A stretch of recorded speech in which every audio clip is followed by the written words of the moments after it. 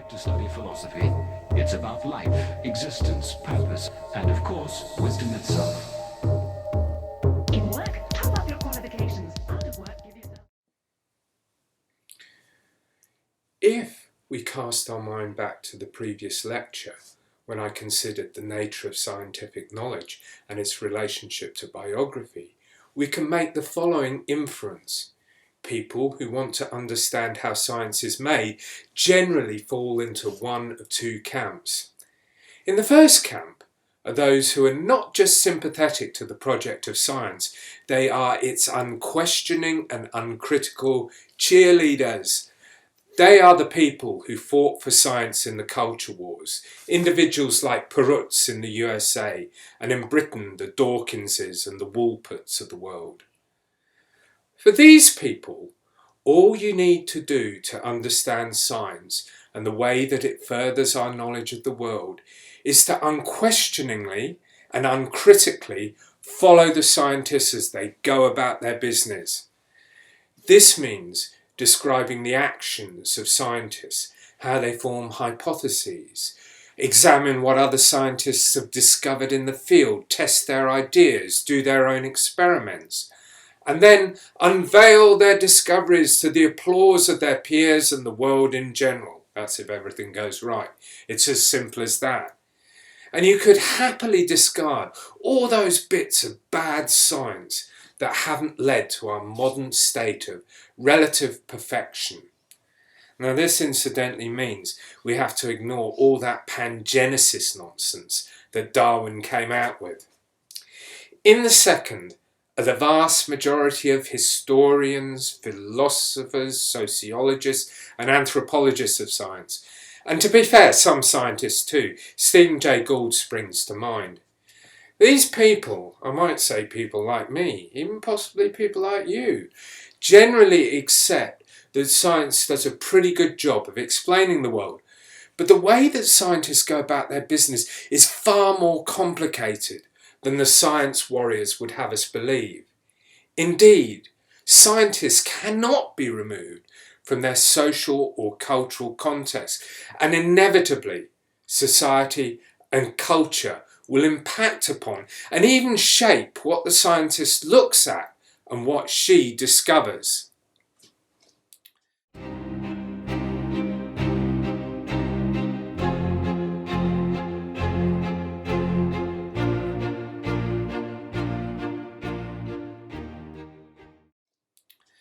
Until about the 1950s, nobody talked about Darwin's delay.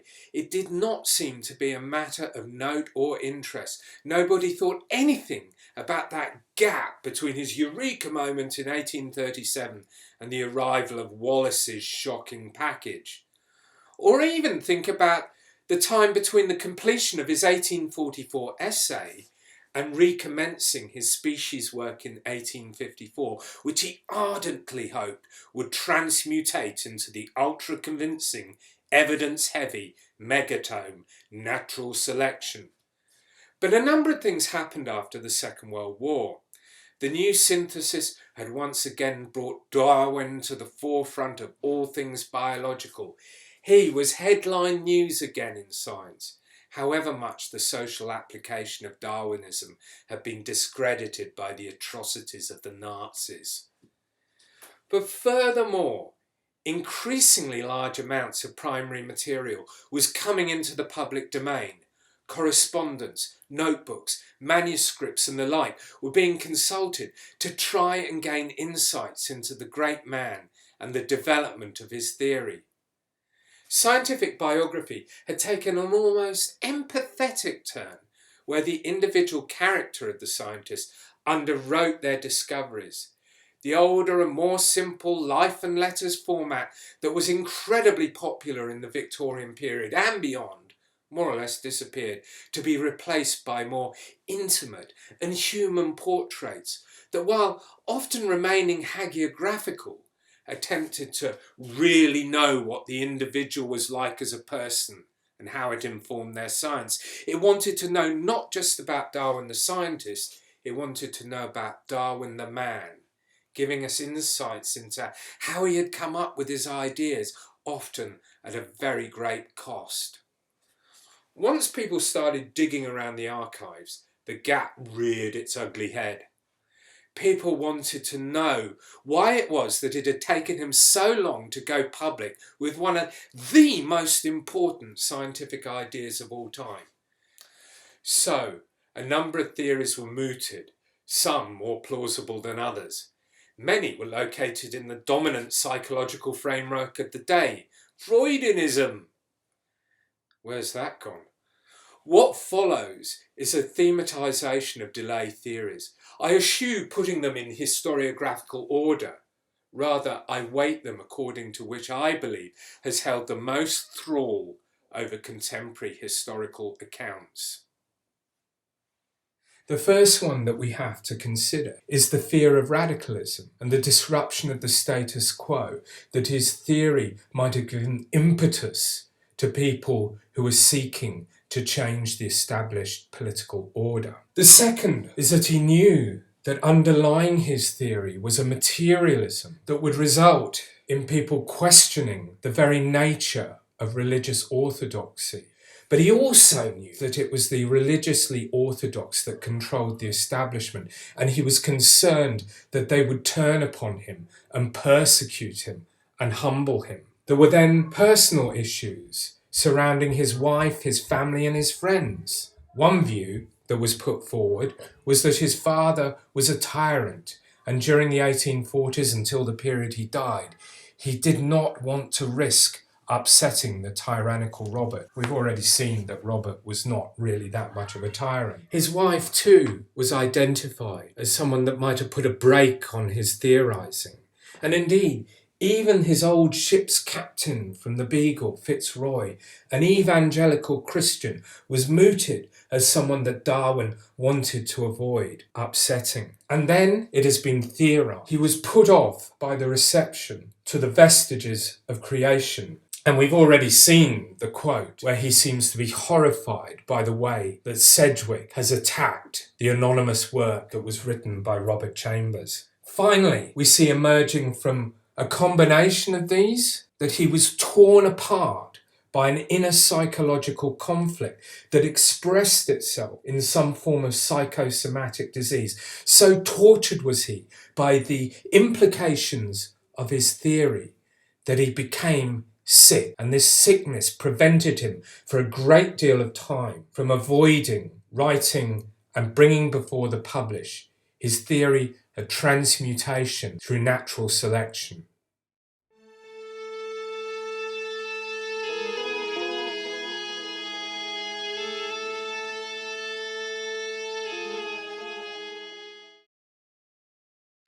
These ideas of a fear-motivated delay reached their apogee when Desmond and Moore published their biography of Darwin in 1992.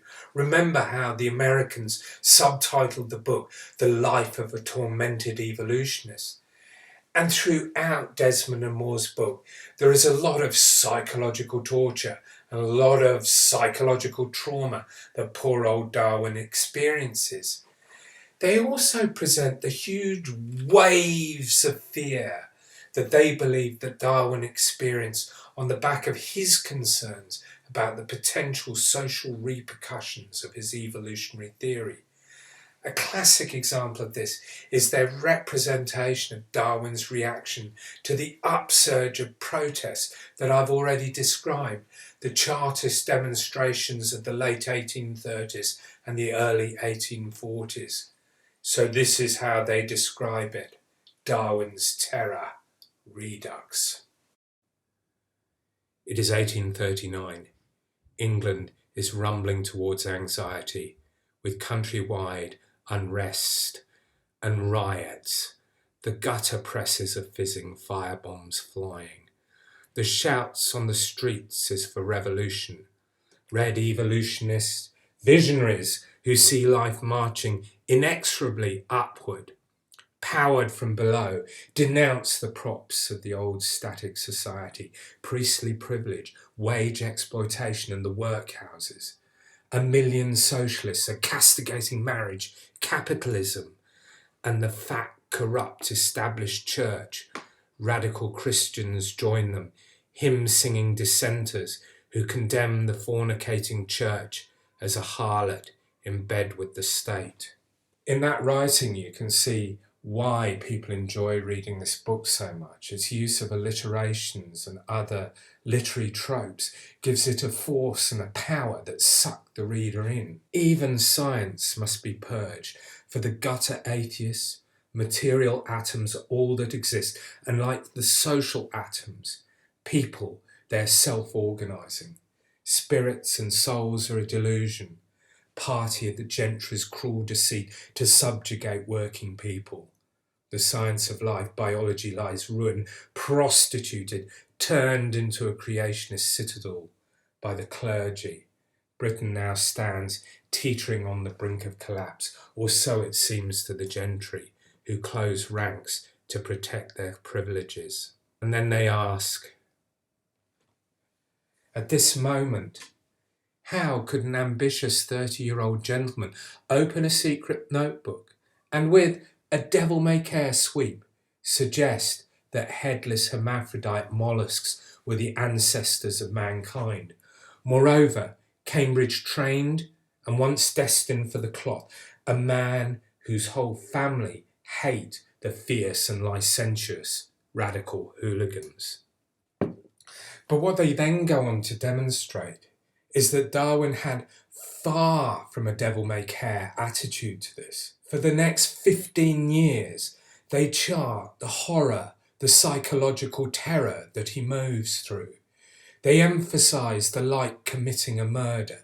They emphasise that his illness is the psychosomatic product of being torn apart by the challenge that he felt his theory would raise against the established order of science. To them, there is no doubt that Darwin's science was shaped very much by his time. I'm going to do a bit of freestyling here. Haven't even scripted this, so let's see how it turns out. Can't rap it because I can't rhyme. That's no good, is it? Anyway, the point is this. In some regards, Desmond and Moore's point of view became the orthodox view. In fact, if you go and look at the Andrew Marr documentary, there's a lot of Desmond and Moore and the fear of Darwin coming out in that particular work. And it's also true of that one that we've already had a look at, Darwin's Brave New World. We see the fearful, terrified Darwin, absolutely horrified by the potential repercussions of his theory. And it seemed to make a lot of sense. I mean, there's a definite correlation going on there between the tenor of Darwin's times, the radical features of his theory, and the potential that it might have for destabilising the status quo of politics and religion. So where to go? In history, there's always got to be a revision. And the place to go is to look at the orthodoxy and to try and knock it down. And that is exactly what John Van Wy attempted to do in his 2007 paper, which is the subject of the next and final module of this lecture. Freestyle over.